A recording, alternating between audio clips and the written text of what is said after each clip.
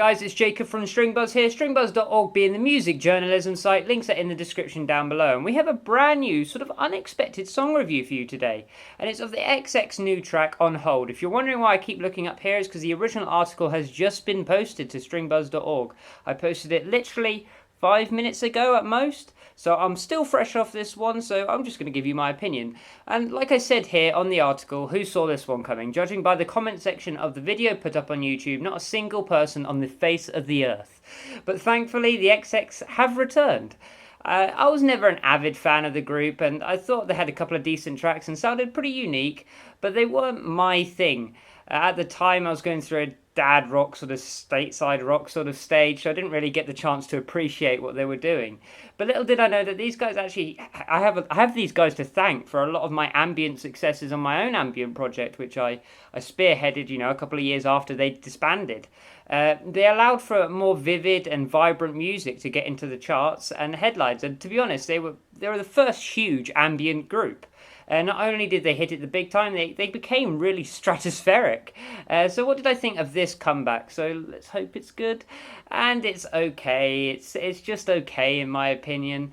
Clearly Jamie XX has had the reign over the songwriting for this one, since it sounds pretty identical to his solo work. And that doesn't excite me too much because I'm not a big fan of his solo work. I find his solo work a little pretentious and a little bit dull. However, that doesn't mean this track is a dud. It's really not, but it just lacks a lot of flair and intricacy, which I'd expect with this type of group. The production is pretty good, but for the most part there are some flaws.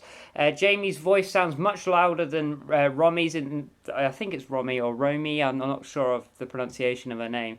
Jamie's voice sounds much louder in the mix than Romy's here, and rather than working in unison, it sounds like he's singing over her, which I really don't like.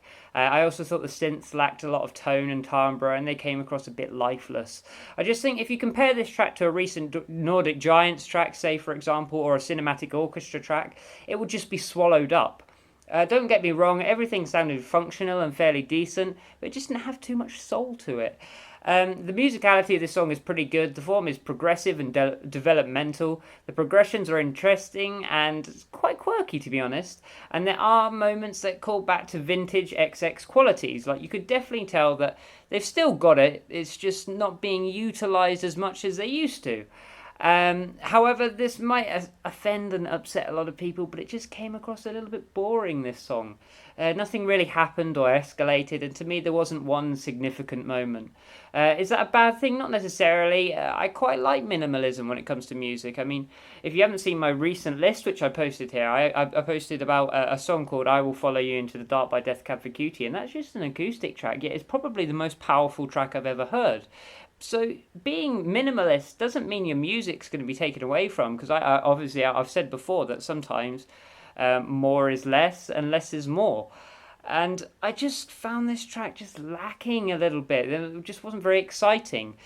Everything just felt a bit dull and stagnant, and it felt a little static. There weren't any interesting harmonies, no polyphonic or homophonic melodies, and there was nothing to really vary things up a little bit. It suffers from not being catchy, and I know that sounds such a single, narrow-minded, should I say, way of approaching this track, but it just did sound a little bit dull and not very catchy. Lyrically, the song is functional, but each word didn't carry much meaning to me, as I found both the performances quite subdued.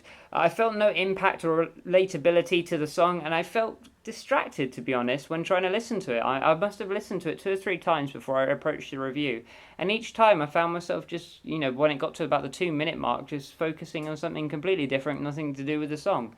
So all in all then, I found this a very, very disappointing track, but you've got to look at the positives here. The group is back together and they're releasing a new album and they're touring soon, so it's going to make a whole ton of fans very happy. So I hope that they really enjoy this song. Hopefully it's good fan service, if nothing else, and I'm sorry, but I'm going to have to give a rating of this.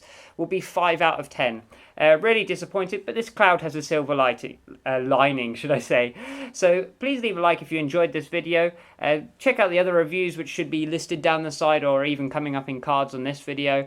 Like I said, go to the site if you want to see more reviews. There's plenty of content on there to keep you updated and happy when you're going throughout the day if you ever get bored. And I'll see you around next time. Bye-bye.